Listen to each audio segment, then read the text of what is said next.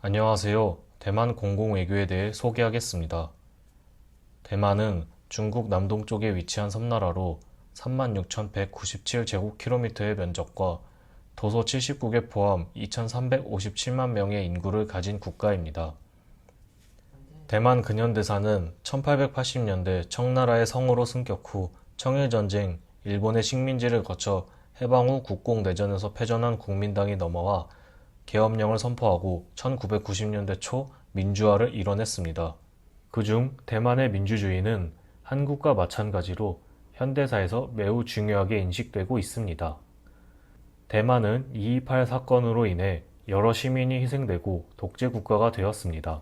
그러나 장제스의 아들 장진권은 국민 대표 선거와 지방선거를 실시했습니다.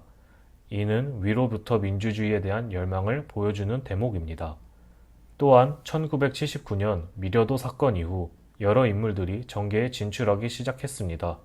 1986년 국민당은 정치 자유화를 선언하고 야당인 민진당이 성립되었습니다.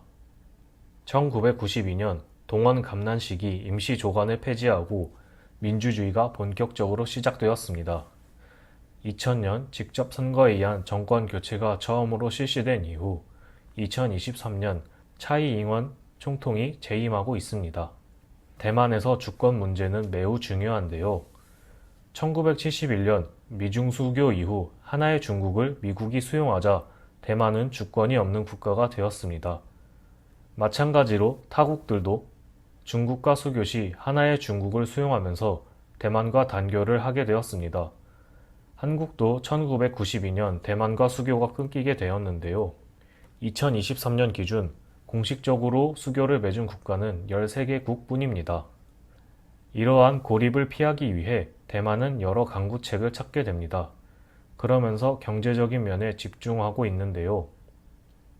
대표적으로 CPTPP, 환태평양 경제동반자 협정을 맺으면서 환태평양 지역에서 다자간 무역 협정에 참여해 수출에서 이익을 얻고자 합니다. 에이펙에 가입하고 미국과 무역 이니셔티브 체결을 통해 높은 기준의 무역 규범을 준수하고자 하는데요. 여기서 말하는 높은 무역 기준의 규범은 1. 무역 원활화 2. 모범 규정 관행 이행 3. 국내 규제의 공정화 4. 반부패 정책의 강화 5. 중소기업 무역 지원이 있습니다. 이처럼 경제적인 면을 통해 고립을 피하고자 하는 이유는 대만의 경제 구조와 기술력과 연관이 있는데요. 대만은 한국과 마찬가지로 높은 수출 의존도의 경제 구조를 지니고 있으며 반도체 분야에서 높은 경쟁력을 지니고 있습니다. 설계, 패키징, 테스팅 모두 발전했으며 요즘 주목받는 파운드리 반도체에서는 독보적인 기술력을 가지고 있다고 평가받습니다. 그중 저희가 집중한 건 신남향 정책입니다. 신남향 정책이라는 용어는 2016년에 나왔지만 이전 정부부터 실행된 정책입니다. 신남향 정책의 목표는 크게 4가지로 설명할 수 있는데요. 1. 대중국 무역 의존도를 낮추고자 한다. 2. 경제 발전의 신모델에 부합하는 정책 추진을 한다. 3. 이에 맞는 인재 육성과 발전을 도모한다. 4. 다자 및 쌍방 협상과 대화 확대를 통해 경제 협력을 이루고자 한다.입니다. 기존 남방 정책과의 차이는 아세안뿐 아니라 남아시아, 오세아니아로 확대, 인본주의적 인재 교류로의 전환을 들 수 있습니다. 자료를 보시면 신남향 정책 시행 이후 대만의 대중국 수출입 통계는 2020년을 제외하고 감소하는 경향을 보이고 있습니다. 대만 내 신남향 정책에 대한 여론은 극단적이지는 않습니다.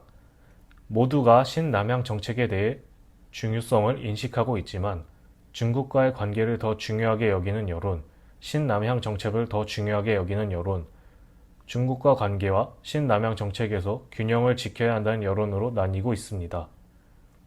특히 저희가 신남향 정책에서 주목한 부분은 경제적 교류와 인적 교류입니다.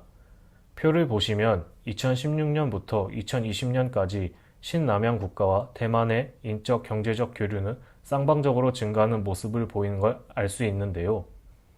대표적인 인적 교류는 교육 프로그램, 아세안 국가의 의료 기술, 디지털 협력, 코로나 시기 방역의 모델입니다.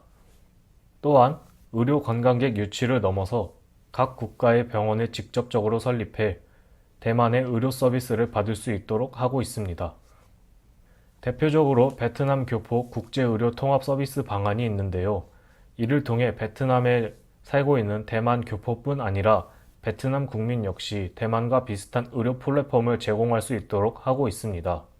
또한 식량 종자 공급이 중요한 현재 대만과 아세안은 공동으로 채소 제한 계획을 실시하였고 그 결과 세계 채소 센터에서 종자를 돌려받은 성과를 이뤄냈습니다. 대만과 필리핀은 비슷한 자연 환경을 지녀 자연재해도 비슷한 특성이 있는데요. 이를 극복하기 위해 장관급 과학기술회의를 실시하면서 화산, 해일, 태풍, 지진 등에 대해 공동으로 대처하고 있습니다. 마지막으로 문재인 정부 시기 신남방 정책과 신남향 정책을 비교해 보겠습니다. 한국도 수출 의존도가 높고 대중무역 의존도가 높았던 것만큼 경제적으로 다각화를 할 필요가 있었는데요. 신남방 정책에서도 문재인 정부는 사람 중심의 평화와 슬로건을 내세웠습니다. 이는 신남향 정책의 호혜 공동체를 추구하는 것과 비슷한데요. 다만 대만은 양안 관계 등으로 인해 대외 정책의 추진의 범위가 제한적이지만 한국은 자유도가 매우 높고 이를 통해 국방, 방산, 안보 분야까지 협업이 가능하다는 점에서 차이가 있습니다. 이렇게 대만의 신남향 정책에 대해 알아보았습니다. 결국 대만은 신남향 정책이라는 다자 외교를 통해 경제, 문화, 사회적 측면에서 교류한다는 점에서 이는 공공외교로 판단할 수 있습니다. 또한 대립되는 미중 관계 속에서 중국을 견제하는 동료 국가들과의 협력을 도모하는 외교 안보적인 수단으로 볼 수 있다는 평가를 내릴 수 있습니다. 이상으로 대만의 공공외교에 대한 소개를 마치겠습니다. 감사합니다.